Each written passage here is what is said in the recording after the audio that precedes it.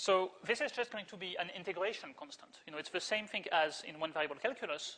When you take the antiderivative of a function, it's only defined up to adding a constant. So we have this integration constant, but apart from that, we know that we should be able to get our potential from this. And this we can compute using the definition of a line integral, because we know, well, we don't know what little f is, but we know what the vector field is. So we can compute that. Well, of course, to do the calculation, we probably don't want to use this kind of path. I mean, if that's your favorite path, then that's fine, but it's not very easy to compute the line integral along this, especially since I didn't tell you what the definition is. So, there's easier favorite paths to have. For example, you can go on a straight line from the origin to that point. That would be slightly easier. But in fact, there's even easier. The easiest of all, probably, is to just go first along the x-axis to x1, 0, and then go up parallel to the y-axis. Why is that easy? Well, that's because when we do the line integral, it becomes m dx plus n dy, and then on each of these pieces, one half just goes away because x or y is constant. So let's try to use that method on our example.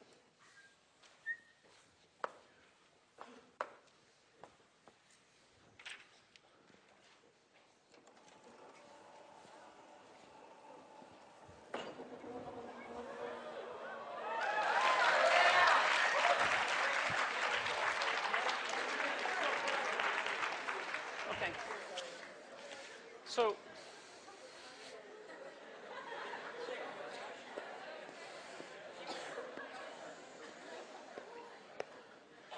so let's say that I'm going to integrate, sorry, oh, how did I end up with 2 yellow?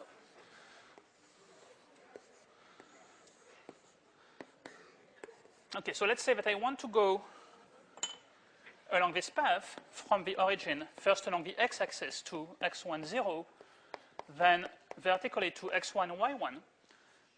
And so I want to compute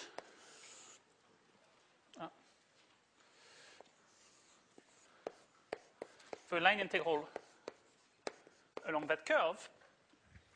So let's say I want to do it for this vector field. Okay, I want to find the potential for this vector field. So here, okay, let me copy it because I'll have to erase at some point. So it's 4x squared plus 8xy and 3y squared plus 4x squared. So that will become the integral of 4x squared plus 8xy dx plus 3y squared plus 4x squared dy. Now, to evaluate on this broken line, I will, of course, evaluate separately on each of the two segments. So I'll start with this segment that I will call C1, and then I will do this one that I call C2.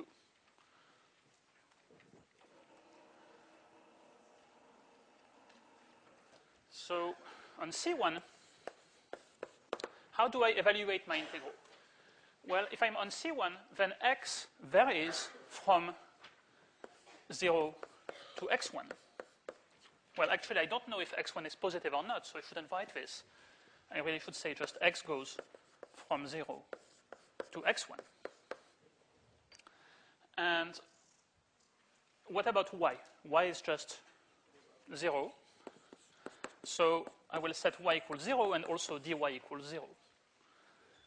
So I get that the line integral on C1, well, a lot of stuff goes away, right? So the entire second term with dy goes away because dy is 0. And in the first term, 8xy goes away because y is 0 as well. So I just have the integral of 4x squared dx from 0 to x1. So by the way, now you see why I've been using x1 and y1 for my point and not just x and y. It's to avoid confusion. I'm using x and y as my integration variables and x1 and y1 as constants. that are representing the endpoint of my path. Okay, and so if I integrate this, I should get 4/3 x1 cubed.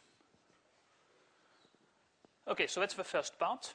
And next I need to do the second segment.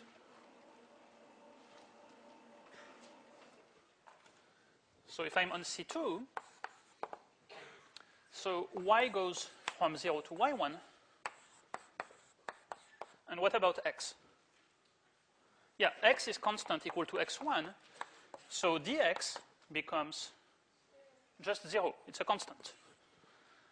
So if I take the line integral on C2, oops, 2 goes here, I have the dr, then I will get the integral from 0 to y1 of, so the entire first term with dx goes away, and then I have 3y squared plus 4, well, x is x1 squared dy. Okay, so that integrates to y cubed plus 4x1 squared y from 0 to y1, or if you prefer, that's y1 cubed plus 4x1 squared y1.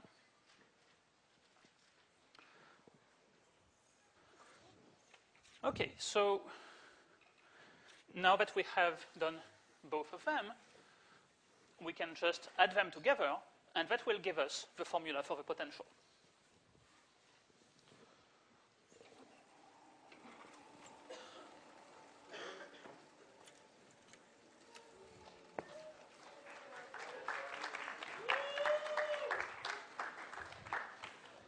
Okay, so f of x1 and y1 is 4/3 x1 cubed plus y1 cubed plus 4x1 squared y1 plus a constant. Okay, that constant is just the integration constant that we had from the beginning. Or, now you can drop the subscripts if you prefer. You can just say f is 4/3 x cubed plus y cubed plus 4x squared y plus constant. Okay, and you can check if you take the gradient of this, then you should get again this vector field over there. Okay, any questions about this method?